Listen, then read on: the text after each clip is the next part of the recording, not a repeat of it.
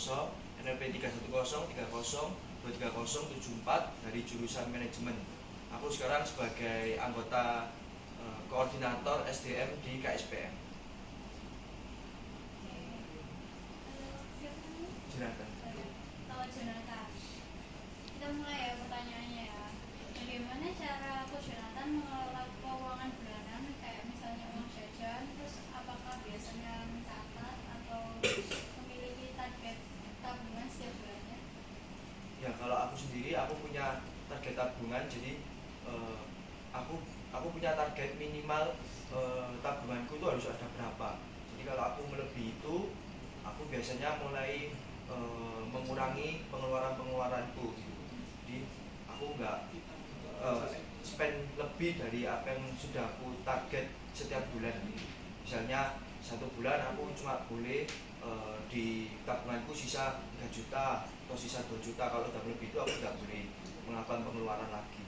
Jadi dari awal itu sudah memiliki perencanaan untuk keuangan itu sendiri. Iya. Oke, selanjutnya apa kendala utama yang membuat Coach Jonathan itu sulit untuk disiplin dalam mengatur keuangan? Misalnya kayak sering terpengaruh sama promo-promo di medsos atau biasanya melakukan pembelian yang kemudian disesali. Kalau itu sih aku lebih susah kalau ke makanan, soalnya aku kan seneng makan. Jadi kalau kena promo-promo untuk makanan tuh jadi lebih pengen beli gitu, impulsif buying gitu kalau aku. Tapi kalau untuk barang-barang, aku sih biasanya udah melakukan perencanaan di awal. Jadi kalau aku dapat pemasukan, aku sudah tahu uang ini berapa persen untuk apa, mau dibelikan kemana. Jadi kebutuhan yang sehari-hari itu sudah terpenuhi dulu. Jadi lebih ke makanan Ya. ya. Seberapa sering Coach Jonathan itu melebihi anggaran yang telah direncanakan, dan apakah biasanya dilakukan ketika hal tersebut terjadi? Kalau seberapa sering banget melebihi budget bulananku, karena ya itu tadi, kalau aku lihat makanan tuh susah banget buat nahan untuk nggak beli gitu. Kalau gimana caranya aku menutup itu, ya aku harus kerjanya tambah gitu supaya targetku tetap terpenuhi. Terus, apa yang Coach Jonathan rasakan waktu uang menipis di akhir bulan? Gara-gara ya itu tergiur sama promo.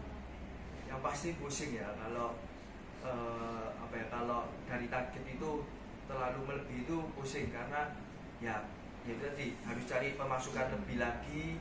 Terus ya kan kita nggak tahu apa yang tiba-tiba terjadi gitu. Jadi kalau kita nggak punya uang untuk di-spend kan itu jadi agak bahaya. Jadi ya ada ketakutan lah. Apakah Pupu pernah merasa bersalah setelah melakukan pembelian yang kayak barang-barang yang tak penting gitu? Sering. Apa itu tuh? Contoh itu? Ya itu tadi makanan gitu. Misalnya harusnya cuma beli satu, karena aku pengen gatel mata gitu bisa beli 3 gitu. Over. Iya. Selain makanan nggak ada ya? Yang paling sering makanan sih ya. Oke. Dan bagaimana pengaruh lingkungan pertemanan atau sosial terhadap kebiasaan pengeluarannya Pupu? Atau ada kayak sosok atau sumber tertentu yang menjadi acuannya Pupu untuk mengelola keuangan gitu? Kalau acuan nggak ada sih. Ya kalau ya bagiku lingkungan itu sangat menentukan menentukan pribadiku juga. Jadi ya pinter-pinterlah mencari teman sehingga kita itu ya nggak ke bawah arus yang akhirnya teman kita mau beli sembarangan itu enak, terus nggak mikir, terus kita juga akhirnya nggak mikir gitu. Seberapa sering Pupu menemukan promo atau diskon yang mempengaruhi keputusan dalam berbeli gitu? Sering sih, apalagi sekarang kan ada promo TikTok, ada aplikasi apa gitu. Itu buat aku sekarang kalau mau beli sesuatu itu melihat promo-promo dulu lah.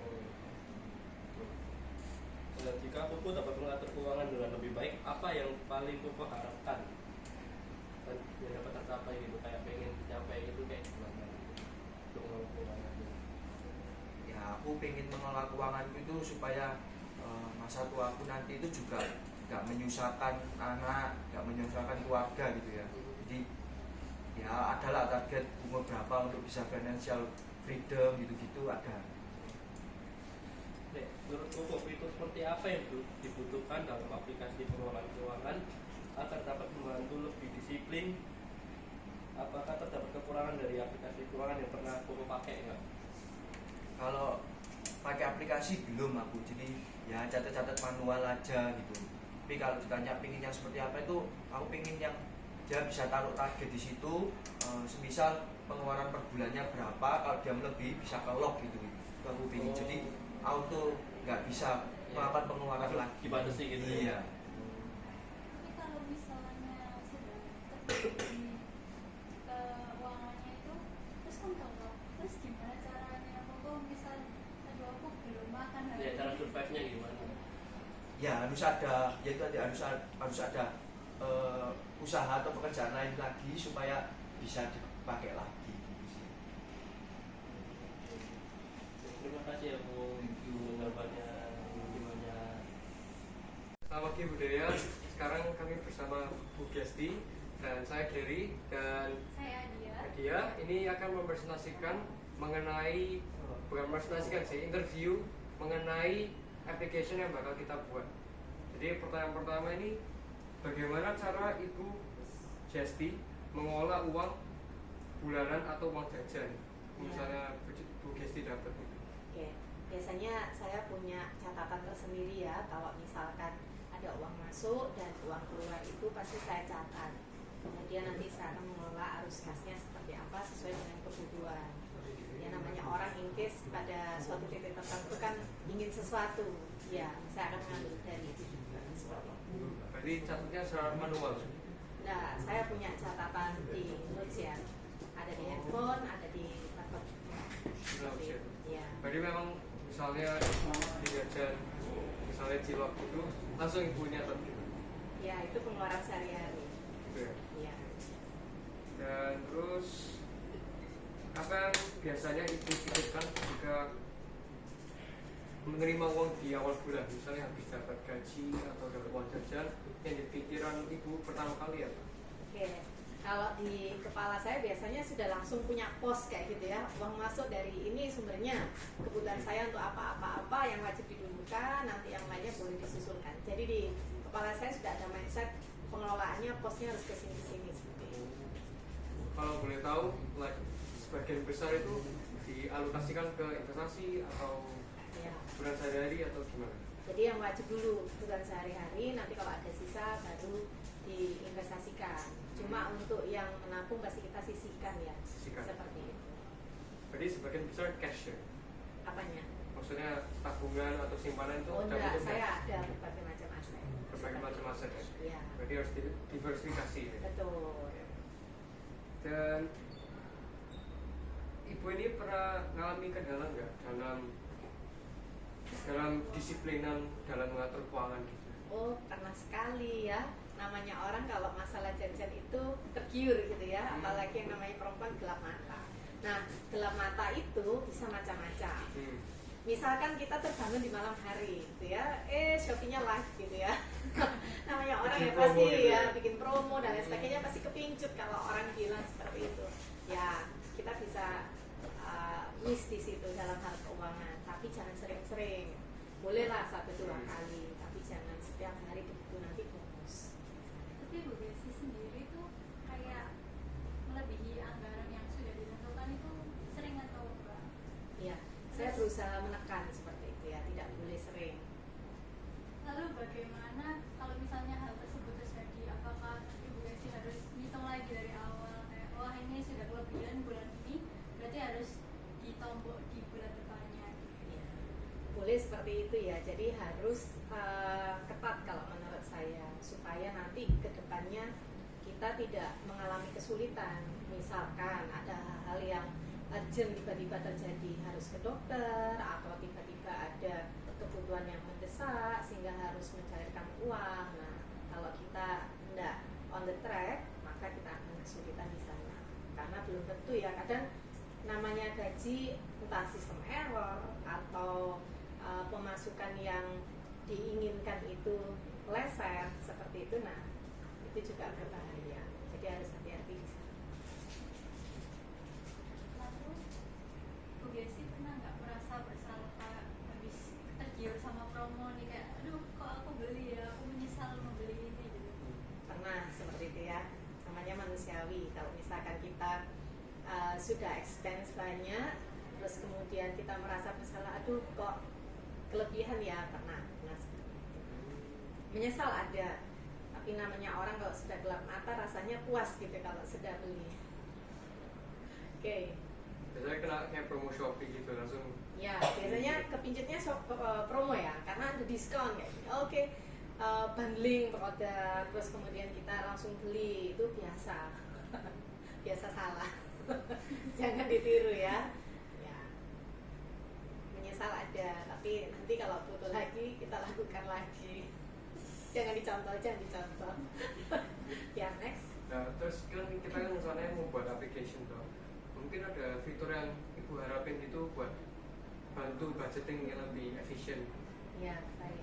Kalau di dalam keuangan itu dibutuhkan seperti robo-advisor. Jadi robo-advisor itu salah satu bantuan berupa buatan yang bisa memberikan kita saran. Atau mungkin nanti kita tambahannya adalah mengunci dari kalau kita kelebihan ini ada warning, Gesti ini sudah off budget kayak gitu. Gesti ini tidak boleh seperti ini. Nah, itu mungkin bisa disetting. Kalau misalkan kita investasi di saham, kita beli robonya itu, kita akan kunci kalau misalkan dia mengarah ke kerugian sekian persen. Nah, itu langsung otomatis nggak bisa. Nah, itu memungkinkankah ke depan kalian bisa menciptakan satu inovasi yang bisa mengunci tata sistem keuangannya di account tertentu di bank. Oh, sudah overspending, nggak boleh karena limitnya sudah seperti ini. Ada limitnya gitu Ya, mungkin bisa diciptakan sekarang. Oh, berarti app-nya itu yang pertama ada fitur budgeting, kedua itu ada kayak bisa buat investasi gitu ya. Ya, jadi dikunci tapi sistemnya. Trailing stop gitu. Ya, cuma menguncinya ke akun pribadi. Nah, memungkinkan nggak idemu sampai ke sana? Ya, itu agak riskan karena kita memasukkan dia di dalam sistem tertentu di dalam tabungan kita kah, atau misalkan itu dilingkan dengan investasi kita di dalam produk sekuritas tertentu kan. Kalau orang lain kan bayar mahal itu. Yeah. Robot itu sekitar 30 juta dapat berapa akun. Nanti kan kamu mengarah ke sana memungkinkan atau tidak untuk dijual dengan harga seperti itu. Ngunci, jadi orang nggak akan boros. Kalau ini kan nggak boleh rugi kalau di dalam aplikasi saham. Oke, stop untuk kamu beli dengan harga berapa langsung auto buy atau auto sell, dikunci seperti itu. Ini gimana? Oke. Ada berapa lagi? Kalau sudah tidak ada pertanyaan lagi mungkin dari saya. Oke, kami sudah ada lagi. Thank you, Bu. Oke, ya, Thank you, Bu. sama-sama. Maafkan ya, Bu. Mulai. Ya, selamat pagi budaya. Sekarang kami bersama dengan siapa? Saya Ko Randy. Randy. Nah, saya sebagai ketua KSPM kelompok studi pasar modal di sini. Nah, saya juga mahasiswa WM jurusan manajemen, saya semester 6. Posisinya sebagai ketua Iya, saya saat ini sebagai ketua KSPM. KSPM. Iya. KSPM itu kemasangan ya? Kelompok studi pasar modal. Modal ini. Nah, gini kok. Kita kan dapat tugas disuruh buat application. Iya. Nah, kita field yang kita choose itu finance. Nah, sini kita mau tanya seputar pertanyaan mengenai Koko ini live atau kehidupan sehari-harinya itu kayak gimana?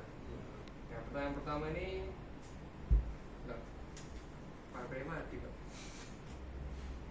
Oke, pertanyaan pertama ini bagaimana cara Koko mengolah uang bulanan yang Koko terima atau terima kayak mau jajan gitu? Iya. Cara Koko ngolahnya gimana? Ya, kalau aku misalnya dapat uang jajan ya disisihkan sedikit ya, misalnya untuk tabungan bisa dimasukin ke tabungannya. Jadi aku sih, kalau aku sendiri sih menerapkan prinsip nabung. Jadi aku setiap 3 hari sekali biasanya aku nabung 25 sampai 40 ribu tiap 3 hari sekali ya. Jadi tabung kan, nah tabungan ini bisa digunakan jika sewaktu-waktu membutuhkannya. Misalnya ada kebutuhan mendesak atau penting, nah itu bisa dipakai. Jadi supaya lebih aman lah kita keuangannya. Koko juga terapin budgeting atau enggak? Kalau budgeting sih enggak sih aku. Enggak ya? Berarti enggak kayak nyatet setiap hari Kalau aku enggak nyatet. Pokoknya ada sebagian uang yang ditabungin. Iya, kalau aku setiap 2-3 hari sekali biasanya tabung gitu. Tak masukin tabungan. Terus yang kedua ini yang Koko pertama kali pikirin nih, misalnya habis terima uang jajan ini, Iya. yang bakal dilakuin kedua ini apa selain nabung? Kalau aku selain nabung juga investasi, jadi Investasi. tak masukin investasi di saham. Nah, saham ini kan keuntungan, harapannya kalau investasi kan bisa mendapatkan keuntungan ya, Ya. bisa mendapatkan return, jadi bisa uang kita bisa bertambah lah daripada kalau ditabung sih kan biasa kan nggak ada keuntungan ya. Ya, maksudnya condong masif gitu ya. Masif. Kalau investasi kan bisa tambah lah harapannya, bisa untung. Oke, oke. Terus Koko dalam misalnya ngatur keuangan ini pernah kayak ketemu kendala nggak? Kalau Kayak gimana? tadi promo. Oh iya, apa kalau gitu. itu sering sih ya. Kalau namanya orang kan ya mesti kepingin ya. Misalnya kita awalnya kita pengen hidup hemat misalnya, tapi kelihatan misalnya kita tiba-tiba keluar kita lihat barangnya oh bagus sih, misalnya harganya juga murah, jadi kita kepingin beli barang itu, jadi mesti akhirnya ya beli. Jadi kayak apa ya, tergiur gitu. Kayak di Shopee. Iya, di promo. Shopee juga sering. Misalnya lagi scroll HP, tiba-tiba ada iklan promo lewat, harganya murah, jadi ya pengen beli jadinya. Nah, pertanyaan keempat ini,